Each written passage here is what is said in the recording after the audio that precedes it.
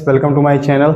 आपका इस वेक्टर की सीरीज में थर्ड वीडियो में आपका थर्ड लेक्चर में आपका स्वागत है। ठीक है, हमारा वीडियो काफी छोटा होता है लेकिन काफी ज्यादा वैल्यूएबल होता है। ठीक है, हम इस वेक्टर एडिशन के बाद इस वेक्टर एडिशन पे जो जेई के लेवल के क्वेश्चन आएंगे उसके एक दो क्वेश्चन भी करके नेक्स्ट वीडियो में मैं दिखाऊंगा। ठीक है, आप इस लेक्चर को फॉलो कीजिएगा तो आपको जेई या फिर जेई मेंस एडवांस या फिर नीट जो भी आप एग्जाम कर रहे हो उसके लिए आपके फिजिक्स का जितना भी कोर्स है, ठीक है, मैं उसे एक स्ट्रक्चरल ढंग से, क्योंकि किसी भी चैनल पे देखने के लिए नहीं मिलता आजकल, उस ढंग से मैं यहाँ पे डालने वाला हूँ। अभी तक good quality and with good quantity, सारी चीजें बिल्कुल फ्री।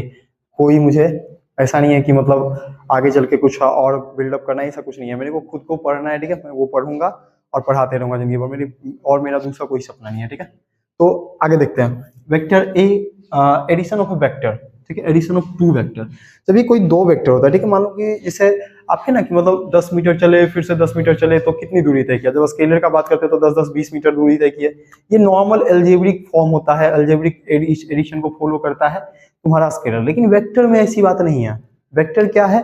तो वेक्टर आपका क्या है कि मान लो तुम एक डायरेक्शन में तुम फोर्स लगा रहे हो 10 न्यूटन, ठीक है, या फिर इस तरीके से बोले कि एक डायरेक्शन में कोई वेक्टर है वेक्टर बी, ठीक है, और इस डायरेक्शन में कोई वेक्टर है वेक्टर ए। तो ये दोनों का जो रिजल्टेंट होगा, रिजल्टेंट माने इस दोनों का जो मिला जुला करके जो काम होगा वो किस डायरेक्शन में होगा और कितना होगा। ठीक है, हम इस बारे में इसी को क्या बोलते हैं हम लोग? एडिशन बोलते हैं। मतलब ये दोनों जब मिलकर किसी एक ऑब्जेक्ट पे, जब वेक्टर ए और वेक्टर बी मिल करके किसी एक वेक्टर पे किसी एक ऑब्जेक्ट पे काम करेंगे तो वो किस तरीके से वर्क करेगा। अब मैं आपको एक छोटा सा प्रैक्टिकल बताता हूँ, ठीक है, उसके बाद रिजल्टेंट आपको समझने में ज्यादा काफी आसान होगा। ठीक है, इमेजिन करो कि आप एक बोतल है, ठीक है, बोतल का कैप है, उस कैप को दो नोट से आप बांधे हुए हैं, ठीक है, एक आपका भाई और एक आप, ठीक है, दोनों के पास जो फोर्स है वो दोनों क्या है? अलग अलग है। आप अपने फुल पोटेंशियल से, आप अपने फुल पोटेंशियल से इसे क्या करें?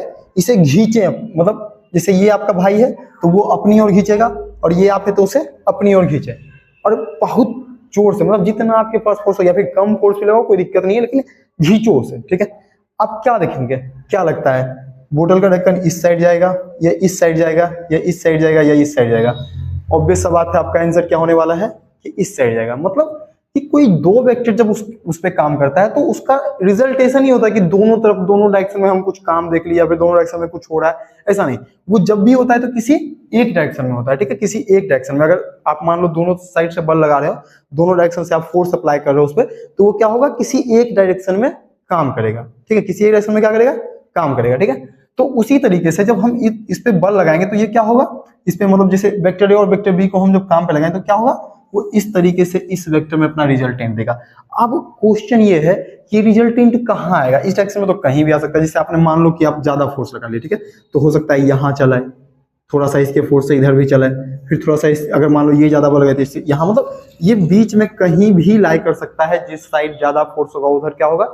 उसका रिजल्ट ज्यादा दिखेगा। ठीक है, तो ये हम कैसे डिसाइड करते हैं? तो इसको डिसाइड करने का सबसे अच्छा तरीका क्या है कि आपके पास जो ये वेक्टर है, मैंने पीछे एक बताया, मतलब वेक्टर का जो लेक्चर 1 और लेक्चर 2 अगर आप नहीं देखे होंगे तो डिस्क्रिप्शन में भी आपका उसका लिंक मिल जाएगा और यहाँ भी आपको कार्ड में आपको दिख जाएगा। उस कार्ड को जाइए, क्लिक कीजिए उस पर और देखिए, क्योंकि उससे बेहतर और कुछ नहीं हो सकता। क्योंकि जब भी आप फिजिक्स पढ़ो या किसी भी चैप्टर को पढ़ते हो तो उसे एक कनेक्शन में पढ़ना जरूरी होता है। अगर आप एक कनेक्शन में पढ़ रहे हो तो आपको समझ में अच्छा आएगा। ठीक है, जैसे मैंने ये प्रॉपर्टी को पहले ही डील कर चुका, लेकिन फिर भी एक बार यहाँ पर एक्सप्लेन कर देता हूँ।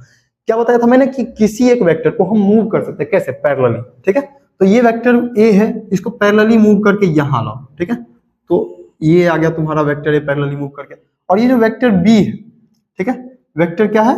वेक्टर बी है, इसे पैरेलली मूव करके यहां लाओ। ठीक है, तो ये आ गया आपका वेक्टर बी। ठीक है, अब इसे मैं, ये एक्चुअल वेक्टर नहीं है तो इसे मैं डॉटेड लाइन से दिखाऊंगा। ठीक है, ब्रोकन लाइन से दिखाऊंगा इस तरीके से। अब आपको दिख रहा होगा कि ये आपका एक पॉइंट था जहां से दोनों फोर्स लगाया जा रहा है। ठीक है, और ये एक पॉइंट है जहां पे क्या हो रहा है कि ये दोनों फोर्स को जब हम पैरेलली ले गए तो ये मिल रहा है। ठीक है, तो इसका मतलब है कि आपका रिजल्टेंट जो होगा वो आपका ये होगा रिजल्टेंट। मतलब अगर वेक्टर ए ये है और वेक्टर बी ये है तो आपका रिजल्टेंट आर यानी कि vector A plus vector B ये होगा। ठीक है, अब क्या करेंगे? यहां तक काम हो गया। ठीक है, अब इसके बाद हम कोशिश करेंगे कि इससे क्या करें? डिराइव करें कि मतलब वेक्टर ए प्लस बी क्या होने वाला है। ठीक है, तो उसके लिए मैं क्या देख रहा हूँ? एक नोमियल बना है और इसमें मतलब कि इसका जो साइड्स है वो इस तरीके से, और ये इसका क्या है, डायगोनल है, डायगोनल पे आपका रिजल्टेंट आया, ठीक है। सबसे पहला बात, इसके लिए एक इंपॉर्टेंट बात है कि ये आपका एंगल पता होना चाहिए। एंगल मान लो थीटा दे दिया, ठीक है। तुम एक काम करो, क्या करोगे, इसको थोड़ा सा बढ़ाओ आगे, ठीक है, और इसको भी इस तरीके से बढ़ाओ। अब आप एक चीज देख रहे होंगे कि आपके पास एक ट्राइंगल है, इसको मैं नाम दे दूं तो, अगर ए बी सी और ये डी और ये जो पॉइंट आया है वो आपका ये ई है, ठीक है। तो आपके पास ए सी और ई करके क्या आ गया है, आपके पास एक ट्राइंगल आ गया है, ठीक है। लेकिन इस ट्राइंगल से हमको लेना देना कुछ नहीं है भाई, ट्राइंगल लेना देना है, ऑफकोर्स लेना देना है। जो मैंने इस ट्राइंगल को बनाया तो इसी ट्राइंगल से मतलब फाइंड आउट करूंगा। आपका वेक्टर ए ये था, पैरेलली मूव मैंने यहाँ किया तो ये भी क्या हो गया, वेक्टर ए हो गया। और अगर ये एंगल थीटा है तो ये एक लाइन पे दो पैरेलल लाइन है, तो यहाँ पर अगर थीटा एंगल है तो यहाँ पर भी क्या होगा, थीटा एंगल होगा। ये आपको 6 या 7 क्लास के ज्योमेट्री में पढ़ना था, ठीक है। ये भी आपका क्या होगा, थीटा होगा। अब मैं देख रहा हूँ कि मेरे पास एक एंगल दिया हुआ और एक क्या दिया हुआ है, एक एंगल दिया हुआ और एक रिजल्टेंट दिया हुआ, ठीक है। इससे मैं पता करने की कोशिश करूंगा क्या, कि ये क्या हो सकता है। तो देखो, अगर मैं एंगल के सामने वाले को देखूं तो ये क्या हो जाएगा, परपेंडिकुलर हो जाएगा, और सबसे बड़ी लंबी भुजा क्या हो जाएगी, हाइपोटेनियस हो जाएगी, ठीक है। एक परपेंडिकुलर, हाइपोटेनियस। आपका परपेंडिकुलर दिया हुआ है, एंगल दिया हुआ है, और सॉरी आपका हाइपोटेनियस दिया और परपेंडिकुलर दिया, एंगल दिया और परपेंडिकुलर हमको पता करना है। तो सबसे पहले हम कोशिश करेंगे कि हाइपोटेनियस और परपेंडिकुलर किस में रिलेटेड, मतलब कौन सा ऐसा चीज है, क्या ऐसा चीज है जिसमें वो रिलेट करता है एंगल के साथ। तो आपको याद होगा 10th क्लास में आपने साइन थीटा पढ़ा होगा। साइन थीटा बराबर क्या होता है, पी बाय एच, ठीक है। आपका एच दिया हुआ है, पी वैल्यू का पी निकालना है, तो इसको एच को इधर ले आइए। आपका एच क्या है, एच है ए वेक्टर, ठीक है। एच क्या है आपका, ए वेक्टर है, ठीक है। तो इसके जगह पे इसको क्या करेंगे, रखेंगे। तो अब ये ए वेक्टर इधर आ जाएगा और इसका मैग्नीट्यूड, सबका मैग्नीट्यूड लेके चलना है, ठीक है। तो ए वेक्टर सिर्फ ए लिखो, sine theta is equal to P, ठीक है। अब आपको ये फाइंड आउट करना है, क्योंकि अगर आपने ये फाइंड आउट कर लिया, तो ये एक राइट एंगल ट्राइंगल है, तो इससे ये फाइंड आउट करना काफी आसान हो जाएगा, क्योंकि ये इसका मान लो परपेंडिकुलर है और ये इसका बेस है, तो परपेंडिकुलर का स्क्वायर प्लस बेस का स्क्वायर क्या होता है, उसका हाइपोटेनियस होता है, यानी रिजल्टेंट आपका आ जाएगा, ठीक है। तो हम ये पूरा पता करने, हमको यहाँ से यहाँ पता है कि बी है, लेकिन यहाँ से यहाँ तो नहीं पता है क्या है। तो हम यहाँ से यहाँ तक अगर पता कर ले तो यहाँ से यहाँ तक हमको पता चलेगा, और ये तो हमने पता कर ही लिया है, ठीक है। तो इसको हम कैलकुलेट करके उसके बाद हम आराम से ला सकते हैं, ठीक है। तो ये आपका गया समीकरण 1, ठीक है। समीकरण 1 समझो, या फिर रिजल्ट 1 समझो, ठीक है। ये आपका रिजल्ट 1 आ गया है, ठीक है। इसको थोड़ा सा साइड में लिख देना है, ध्यान में रखना है, ठीक है। इसके बाद अगर मुझे ये पता करना है, ठीक है, तो ये आपका थीटा था और ये परपेंडिकुलर है, तो ये क्या हो जाएगा, बेस। और बेस, हाइपोटेनियस और थीटा ये तीनों मिलते हैं कहाँ, कोस थीटा में। कोस थीटा का फॉर्मूला क्या होता है, बी बाय एच, ठीक है। एच आपका दिया हुआ है क्या, ए वेक्टर, तो ए वेक्टर के मैग्नीट्यूड से इधर गुना करेंगे तो ए कोस थीटा आ जाएगा, ठीक है। और यहाँ आपका आ जाएगा क्या, बी यानी कि बेस, सॉरी बेस, इसको हम चलो छोटी बी से डिनोट कर लेते हैं, और क्या आपका बेस आ गया, ये आ गया, ठीक है। अब अगर मेरे को इसके बारे में पता करना है, आर के बारे में पता करना है, तो आर किस तरीके से हम पता कर सकते हैं, R square is equal to, ये एक राइट एंगल का क्या है, हाइपोटेनियस है। राइट एंगल का क्या है, हाइपोटेनियस, ठीक है। तो राइट एंगल का अगर हाइपोटेनियस है तो हाइपोटेनियस का फॉर्मूला क्या होता है, हाइपोटेनियस का फॉर्मूला होता है perpendicular square plus base square, right. ये हो जाएगा, ठीक है। इसमें परपेंडिकुलर क्या है, सी और ई है, ठीक है। तो R square is equal to क्या हो जाएगा, सी ई का स्क्वायर प्लस ए ई का स्क्वायर, बेस आपका ये हो जाएगा ए ई का स्क्वायर, ठीक है। अब यहां से मेरे को सी ई चाहिए और ई चाहिए। सी ई मेरे को मिल चुका है क्या, पी का वैल्यू कितना, ए साइन थीटा, तो ए साइन थीटा, लेकिन इसका वैल्यू नहीं पता, ठीक है। इसको हम पता करेंगे।